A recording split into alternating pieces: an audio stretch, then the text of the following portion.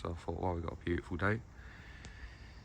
What would be better than to go for a little bench tour with everything that's going on so far. So, first we have a Cotoneaster, or Cotoneaster, however you want to say it. This is a larger tree I've actually had to cut off. There's a lot of deadwood around the back there. That's got some nice shape to it. Hope that pushes out in spring and get more styling done on that. Next to that is my boxwood, which was a really tall tree, and I cut the way back down to here. But I kind of let that grow out for the rest of the year last year. I wasn't too sure what I wanted to do with it.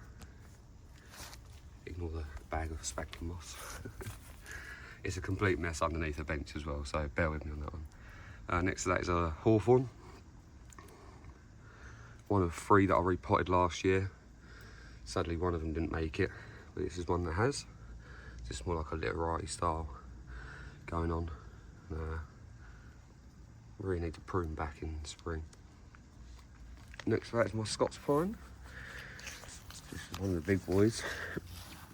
It's actually got a birch seedling growing in it right now, which is, it's either, so there's a tree here, it's either that, or there's one further down the road. I don't want to show you because there's loads of cars in the video, but the one down the road is a silver birch. I'm hoping it's a silver birch, but we will see. So yeah, this is the Scots pine for now. As you can see, it's pretty boring right now. It's got a nice base, but this branch here, so this was originally going to be the tree. From this point onwards, I was going to cut this off and make it a chin. I already cut one branch off here, but I'm now debating using the longer branch, but somehow bending it, because as you can see, it's very, very straight and long. But it's got some good foliage mass going on up here, and there's loads of new buds. So I'm thinking maybe a maybe a couple of bends in that branch will do it. But we shall see. I had to spread the trees out a little bit because they're usually a bit mashed up. This more mint julep. So I let this one grow out all last year because I cut it back so hard that it went back to kind of juvenile foliage, which is the spiky kind of stuff here. And then when you let it grow back out, it matures again back into this kind of foliage here. So at some point, that's going to need a trim back. Moving in, it's another Cotoneaster, but it is a Microphyllus. So it's the smallest leaf variety I could find, which is going to be very interesting to bonsai. But as you can see, it's a complete mess at the minute, more like a bush. That needs a good prune up, so I will get back to that. Inside here, we'll start at the back. That's another hawthorn. That one I was trying to grow a bit more upright, but where I cut the top off, it's now kind of stopped growing there, so we will see. Next to that is a beech. This is one of a group of 3 beeches that I had. I would have potted up at the beginning of the year. I believe I sold the other 2, and I've just kept this main one because it's my favourite. It's got some pretty good taper going on, growing all right. In front of that is my Prince of Wales, which is very low, more like a cascading style. And I've actually got it on the ground here because I want to try and get it to root into the ground to gain a bit more vigour and see if it can back. But as you can see, it's very bare on this part of the tree here. It's very bare on this part of the tree here, so hopefully that will do that. And at the back here, we've got the larch corner. So this is a corner for the 10 larches Michelle gave me. Thank you very much, Michelle. And as you can see, another little birch seedling there. And obviously I plan to put all these into a forest. I might keep one out spare, but the rest should be going into a forest in the spring, so look out for that, because they've all outgrown the pots and the roots are coming out the bottom and all a bit of a mess, really.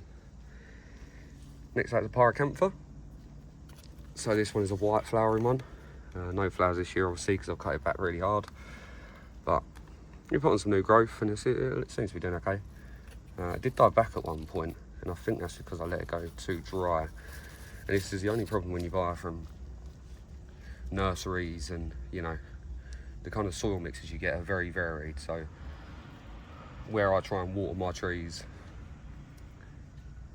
the ones that I've repotted anyway, kind of every day, the ones that are in garden centre soil, I tend to try and leave them a little bit even in the summer, because I'm not sure how dense or how free draining that mix is. So that can become a problem. I've had issues in the past with that. Now we're gonna have to go over to the back here. That is a tiny Katsura. Obviously just letting that grow on.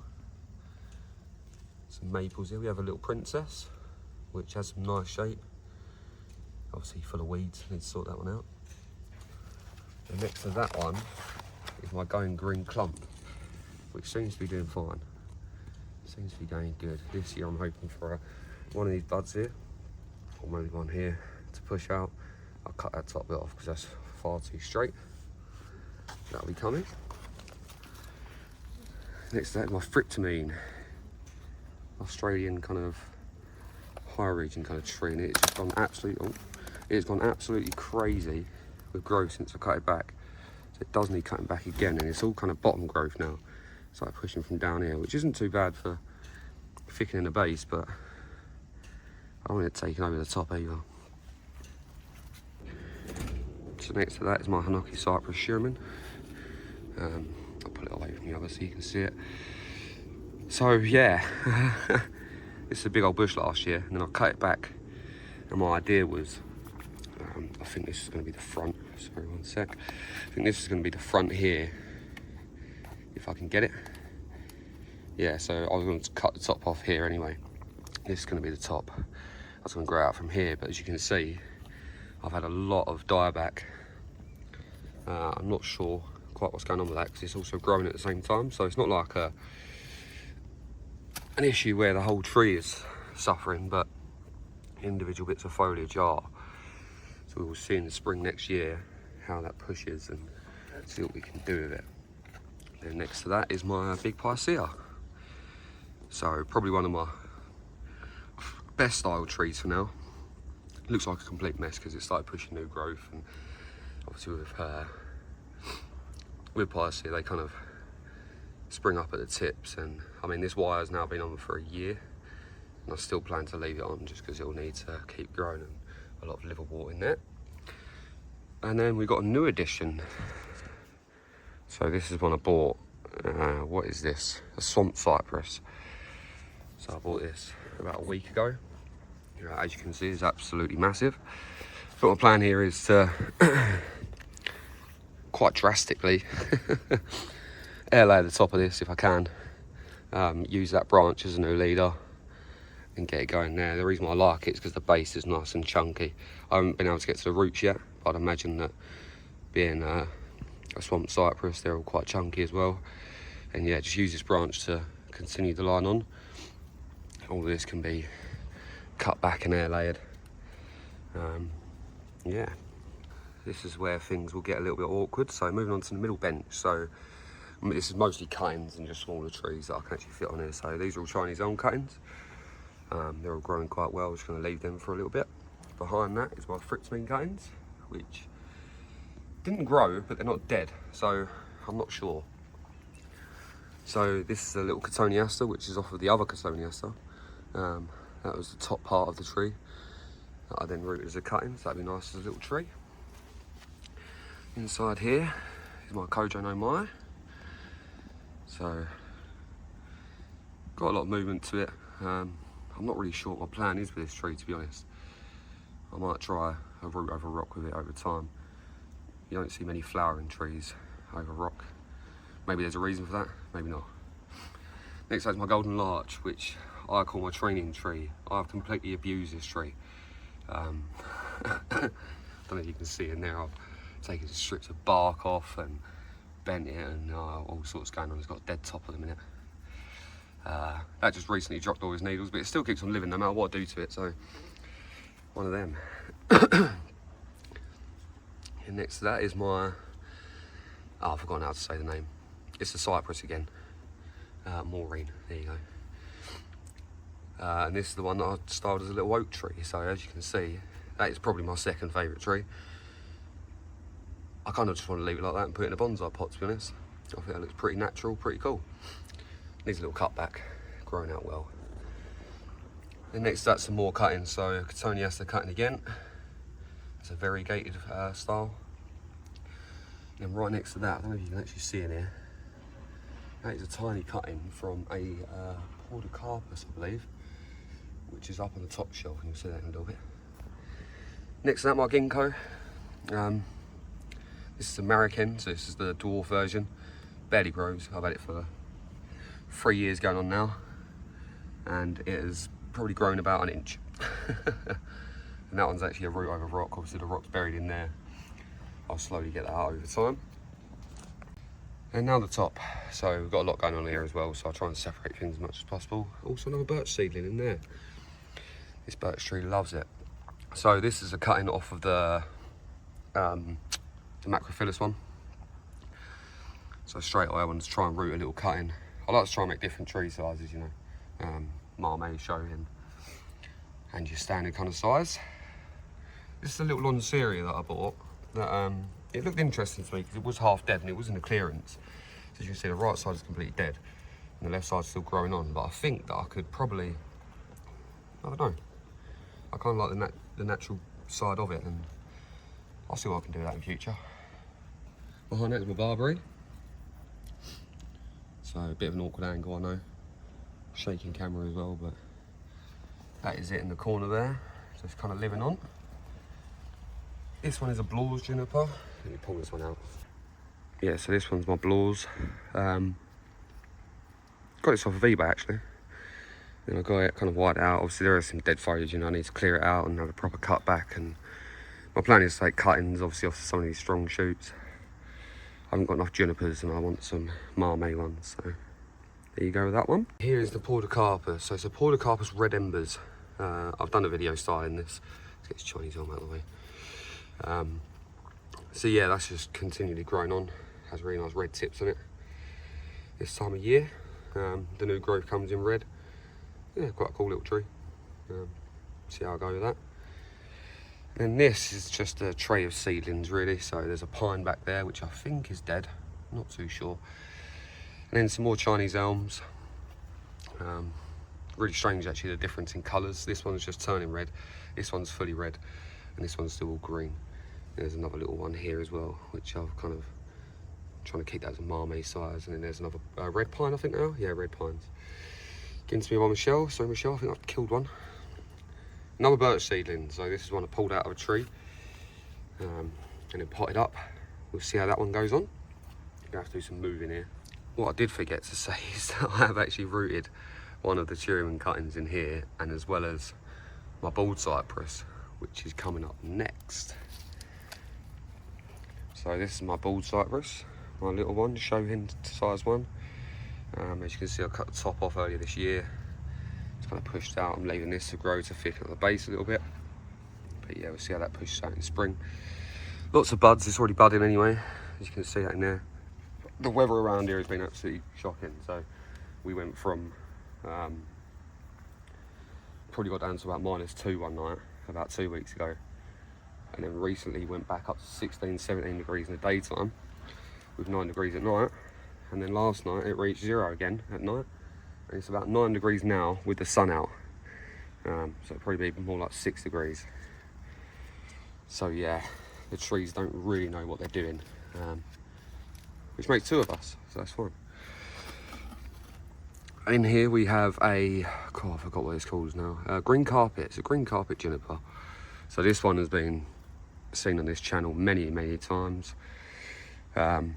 Recently put it into this training pot. I'm trying to get it into a bonsai pot eventually. It does need a bit of restyle.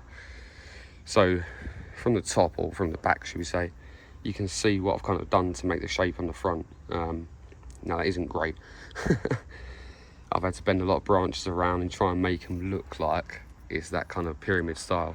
There's a couple of bits of deadwood on it as well, which I don't know if they add to it or take away from it, to be honest. So yeah, this needs a good restyle, and the base needs to thicken up quite a lot, which in this pot probably not going to do. So I need to make it into a smaller tree ideally.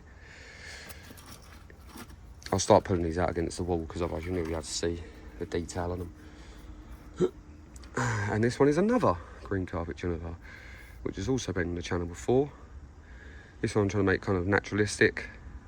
Again, this needs a good prune up. I really haven't touched my trees in a good couple of months. Just kind of let them be. But yeah, shaping that one's quite nice, I think. Behind that is my yew. So this yew I also started on this channel. Not really sure where the front is, not really sure what I'm doing with it. The top half, obviously, you know, I've had some wire and put some bends in it. The bottom half could do with some work. It's a bit straight and a bit boring. But I cut that back quite hard, so as you can see, it is starting to bud out from absolutely everywhere. And I'm just trying to reduce the foliage on it a little bit. It's kind of like the top bit here, just long and uninteresting. So trying to see how we can go with that, grow some branches. Put it back carefully. Move some stuff out of the way. We'll start with this one. So this is my newest Chinese elm, which also obviously on this channel. And yeah, as you can see, this one's now getting a bit more compact in growth. The leaf size is still quite large, but the growth's getting more compact, and you can kind of see the vision of this one. The branch on the right here is going to be cascading kind of down to the side, and then the tree's going to push out to the left, so kind of asymmetry. I really don't like the S shape, and it's a bit frustrating to carry that on. It's all just kind of like that. I don't know, maybe the front can change. We'll have to have a look at that one, but yeah, I'm liking that one. Got a great shape to it. Behind that is my Japanese larch, Larix Campari, I believe. And again, this one, I've kind of partially started right. You can see some kind of branches going on there. The left side needs a bit of work, needs a bit of wire, a bit of trimming back. It actually came in a bonsai pot, so I put it into this nicer pot. But I realise now that the tree isn't really growing much in thickness, let's say. So I might have to take that out of this pot and put it into a larger growing pot for it to actually gain a bit of size. Because I like the shape, you know, it's very natural with the whole, just like a leaning tree. I don't want to go too mad with some of my trees, but the ratio of trunk to kind of branches is a bit off. Now in front of that, my prized possession probably, the longest tree I've ever kept, is my first Chinese elm. Now again, this is kind of an S shape. This was bought from B&Q. To take it from what it was to what it is now, I'll put some pictures in of how I bought it. The back needs some work. I'm very happy with, yeah. I'd say this is probably, this tree for me kind of shows if you keep consistent and a bit of hard work with your trees, just what you can accomplish in a couple of years in terms of density and yeah, in terms of density and biopurification, and yeah, great little tree. One of my favourites. And even when you look at the leaf size compared to this one to that one, I don't know if you can see that. A bit shaded. Lovely. Next to that is my white pine seedling. So yeah, this is a white pine seedling that I got from eBay. I just threw some wire on it, gave it a crazy bend, and then let it go. So that is going to keep on growing. Quite healthy, as you can see. The needles on the top are very long. There are some shoots down here. And the idea of this is, obviously, this is going to be a sacrificial. So the top will be a sacrificial branch, and then I'll start growing it out from some of these down here. And then behind that is just a pot of, I believe they're black pine seedlings that Michelle gave me. If you couldn't tell, Michelle is my plant friend. I work with her as well. And we kind of give each other cuttings and plants every now and then. So thank you for that, Michelle. Always appreciated. So that is the outside trees. If you couldn't tell, in this video it's going to be quite breathy, quite nasally. I've been outside helping my brother with a few things in his garden for the past couple of days, and being out in this kind of weather, I think I've caught a cold, but we will see. The chest is a bit tight. And again, this it's kind of what the channel's all about, right? You'll know me if you follow me for a long time. or for a little while. But I try and get all my trees in quite cheap, right? It's called Yasui Bonsai. Yasui means cheap in Japanese, or a variation of cheap anyway. And the idea of this channel was just to show that you can kind of buy these trees from garden centres, and you can still make decent looking trees out of very cheap B&Q, you know, garden centre kind of stock. It just takes time, you know. As I say, this Chinese elm that I've got here, I've had that for 4 years now, nearly 5 years. And that is slowly coming along. And that started off, as you can see by the images earlier, as basically nothing. So, yeah, just time, patience. Doesn't have to cost a lot. Even my bonsai pots themselves, this pot cost me like £10 online, I think. And of course, like, you know, there will be a stage where I get to where I might want to spend £200-300 on one tree, and, you know, kind of look after that. But I enjoy the actual making process as well, and it's the whole actual styling part that I like. Finding the art in the tree rather than just buying a tree that's ready made and then just pruning it over years, which, you know, is fun as well. You know, some people aren't really into the making of them, they're into the looking after them and just keeping them as they are. I like creating myself. Always been a bit of a creator. And yeah, again, this is just showing you can do it with cheap tools, you know, not much room. I don't know if you can tell, this is basically a front garden. I don't actually have a back garden. Of course, I wouldn't be putting out £1,000 trees out here because open to the world, but there we are. So here are my indoor trees. Michelle, I think Michelle asked for a video on my setup, and I was a bit reluctant because it isn't much of a setup, I can't lie. Just is what it is, but it works. So, well, sort of. Yeah, so what I basically have is I have this kind of like seedling tray, like a really long seedling tray underneath with no holes in it. That's just to retain any kind of water that comes out from when I'm watering. Once a week I'll move all the trees off and I'll empty that out and clear it out and make sure that there isn't any kind of like damp issues, because this is my bedroom after all. I just rent a room in a house currently. But anyway, so we'll start down the front here. These are just some cuttings from my Sarissa that I cut back recently. There should be a video of that, either up or coming. I don't know which one I'm going to do first, but editing takes me a while. Behind that, this is a tamarind, river tamarind, I believe. I've had this for a couple of years, and this one's always struggled to grow. It is growing now, but where I repotted it, it just seemed to take like a whole year just to get its roots back and then actually start pushing again. Now, obviously, all of these, nearly all of them, were outside in the summer. And as the weather gets worse, I've had to bring a lot of them back in just to make sure they don't die, really. Now, this is very messy because it is all just kind of like stacked on top of each other because I've got so many cuttings and everything at the minute. I need to actually get rid of some. So if any of you guys want any cuttings, I don't know how I'll get them to you. I guess I'll just ship them out. But if you want to pay the postage, I will send them to you. Yeah, so next to that, my local garden centre, which I've talked about before, Long Acres, sometimes has desert roses or adeniums come in, and I just kind of buy them up whenever I see them because they're quite rare to find around here. Isn't really the kind of place in the country for them. But as you can see, yes, there's one in there. That's just grown on top of a pot with Akadama in it. I don't know why. That's a bit strange, but yeah.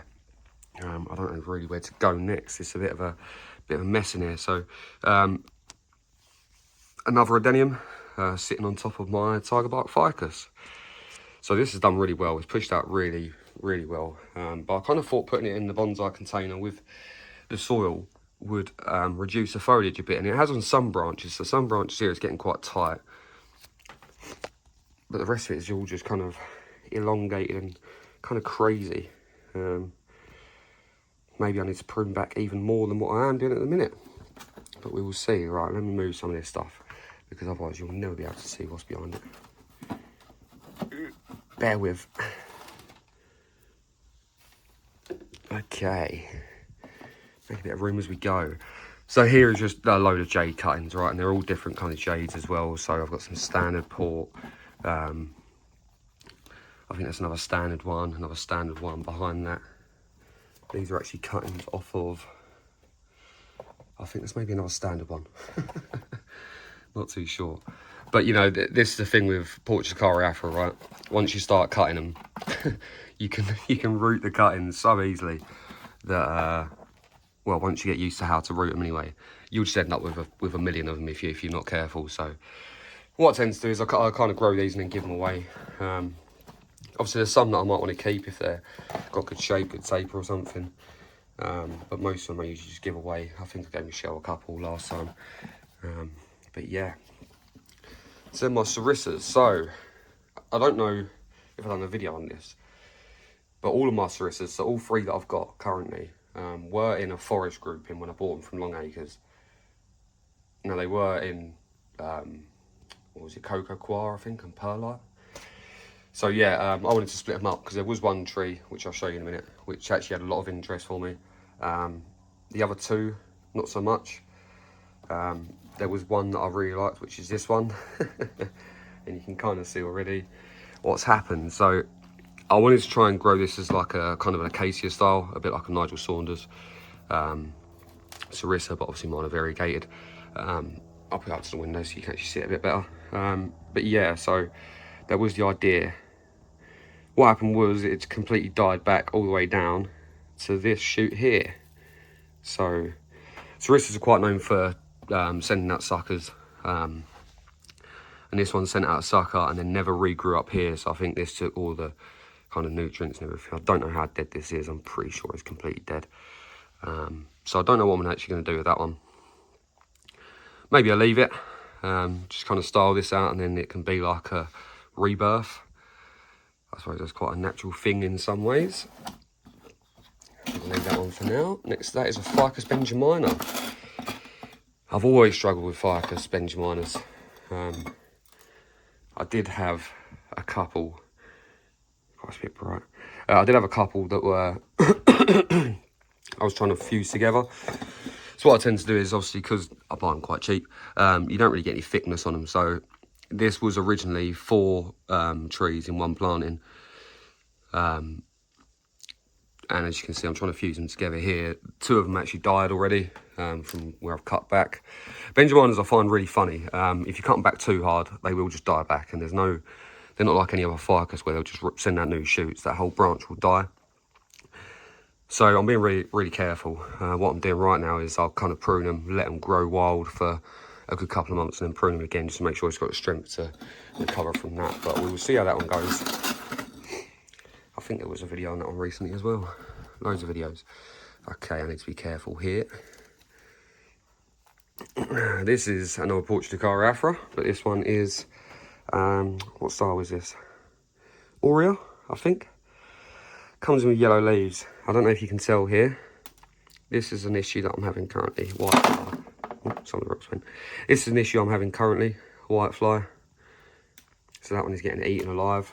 The issue I have with ports, as you can tell from one of my recent videos as well, where I go through the 5 tips, is that you can't really spray them with any kind of insecticide because the leaves will absorb it and then kind of either kill the plant itself or damage the leaves big time. So what I'm having to do with that is fairy washing up liquid mixed with water, and I'm spraying them once a week just to try and keep the pests down. I did also have a scowl issue, but I've recently got rid of that. I haven't seen any of them in a while, but the whitefly is becoming a problem. Now I do have spiders. I let spiders kind of freely roam around this area. You might see some cobwebs every now and then. I do keep them just contained to this area as much as possible, but that obviously does help keep the pests down a little bit. And then next to that is my other Sarissa. I keep on holding them up like you can see them there, but it's a bit too much exposure. And this one I actually styled like this. So these shoots already existed. There was a top part which I thought, oh, I'll kill that off and make some interesting deadwood out of eventually when I get round to it. And there's another dead part at the back there. And, you know, I'm just trying to create some age. So as you can see, the base has got some quite nice. It looks like when a tree gets muscular, you know what I mean? Like when they start getting that fluting. But yeah, and then all I've done really is just the main branch. I've given some shape. So this also needs a prune back and a bit of a restyling. Behind that is a little variegated port forest. I don't really know what I'm doing with that. It kind of grows so slowly that I haven't touched it in about a year. Behind that is a Marmee port. Let me try and get it out. Marmee variegated port, which again grows very slowly.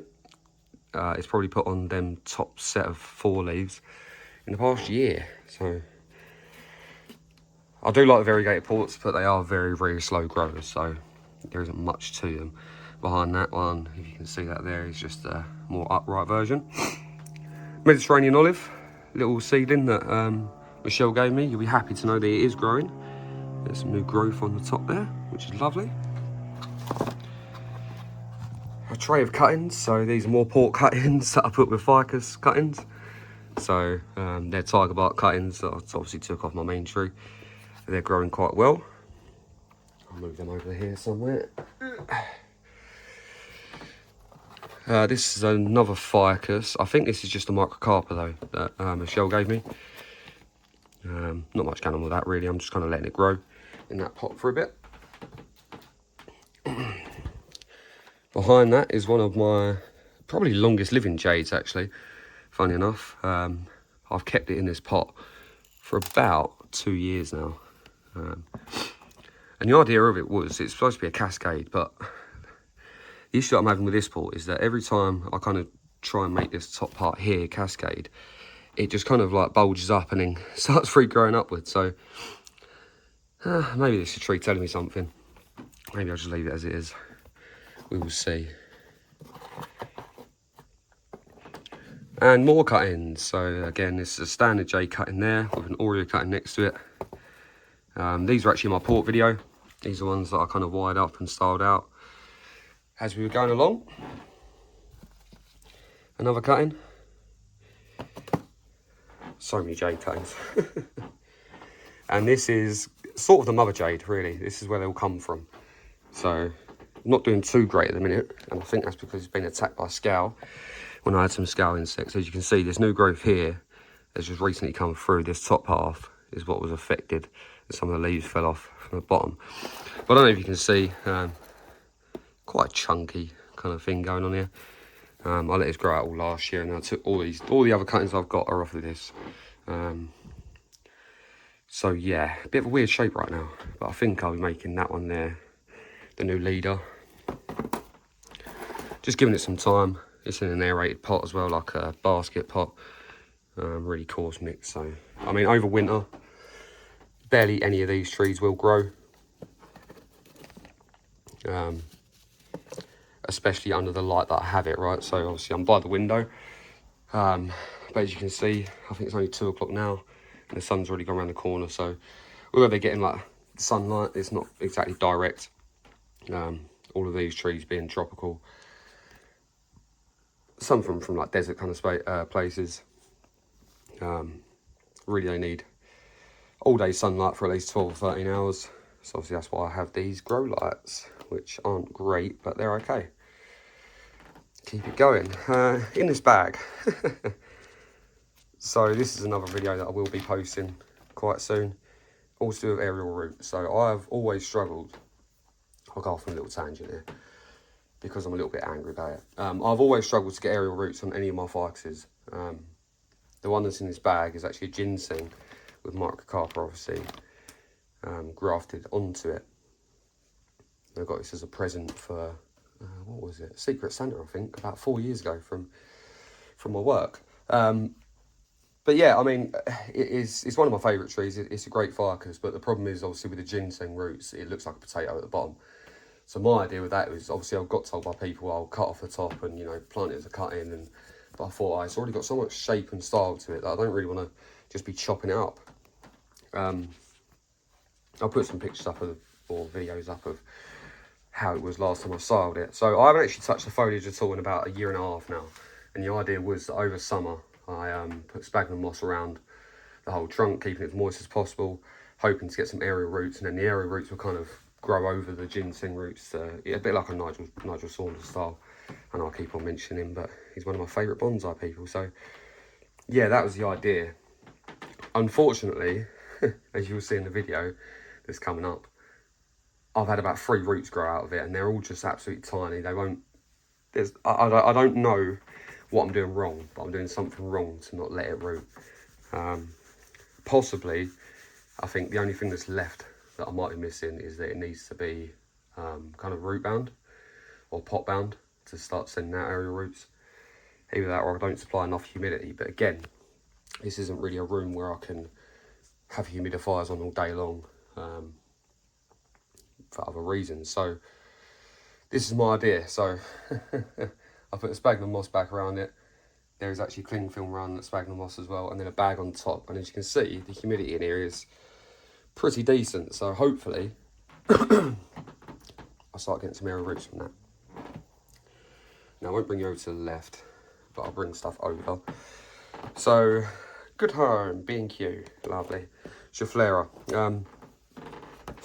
very boring, but I've only got one variegated Schefflera, which hasn't done too well this year.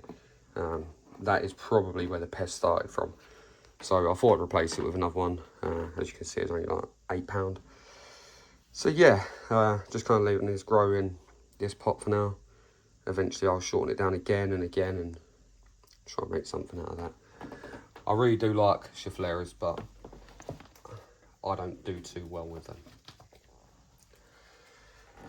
Next up, Gollum Jade. So there isn't much to this, to be honest. It's a bit of a mess. Again, it's a clump style, which is quite cool for a jade. But there isn't really much going on with it, so there isn't much to say about it. The leaves are very long, and yeah, I don't know what I'm going to do with that. I'll figure it out. Might have to make some kind of landscape with that and a couple of jades. And this is the variegated Schefflera. So as you can see, this has been absolutely obliterated by pests. Scowl, flies, everything, which isn't great. It is kind of pushing new shoots, but don't know, we'll see how it gets on. It is getting some age to the bottom of the trunk there. I don't know if you can see, but it's kind of greying out, which is what a Schefflera does when it gets a bit older.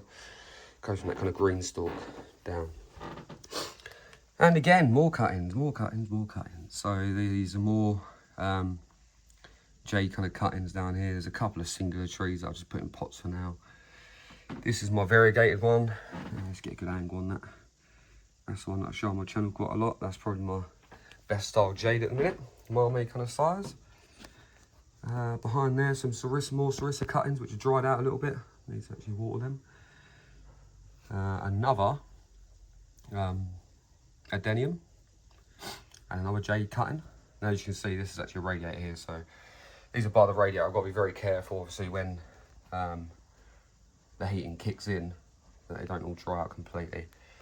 This is my favourite adenium of them all. This is actually an Antu baobab, they call these. So it is like a baobab tree, and that is how I'm trying to style it. I've got this big ugly root sticking out here. I didn't want to cut it off at the time because I took it from a big pot to this little pot. So when I come to repot it, I think I'll be looking to take some roots off. But yeah, it's that kind of baobab style. I do eventually want to put some cuts into the trunk so it looks like elephants been rubbing up against it. But it's very much in that style, and it's just trying to grow out branches. Unfortunately with this, it doesn't really grow that well here. In the summer I had it out and it done all right, but really they only grow for about 2 or 3 months a year because of the heat and the sun. Like, you know, in the UK the sunlight isn't great. And here is my main Sarissa. So this is the one that I have most interest in, and as you can see, it's kind of a root over statue. I did recently take the statue and the tree out of the pot a little bit. Took the bag off just to make sure that the roots were growing fine. They are. So hopefully a couple more years that should be clinging on to that, and then I can cut it all back down. I have recently just pruned this up a little bit, but my idea is actually to remove all of this section here and just go with this kind of part over here and style the whole tree based on that. And I think that is all of them, all of my indoor ones anyway. I do sometimes put some of these seedlings or some of the cuttings in different places around the house, like in the bathroom window, just to make sure I try and get some more light. And also do rotate them. So the trees that are at the back of this, we'll spend like a week or two at the back, and then when I clear out the tray, I'll kind of move more around, just try and make sure that they're all getting even sunlight. Turn them every now and then. As you can see with the tamarine, whatever side is facing the sun is how it grows. If I turn it this way, it's now all the foliage is facing us because of where the light is coming from. But if I left it like that, eventually these leaves kind of turn over. So yeah, it's just trying to get a bit of balance with it. Need them to get enough sunlight that they're healthy, but also try and make sure they aren't just all growing towards the window. If you enjoyed today's content, please make sure to subscribe, like, and hit that bell notification. I'll see you soon.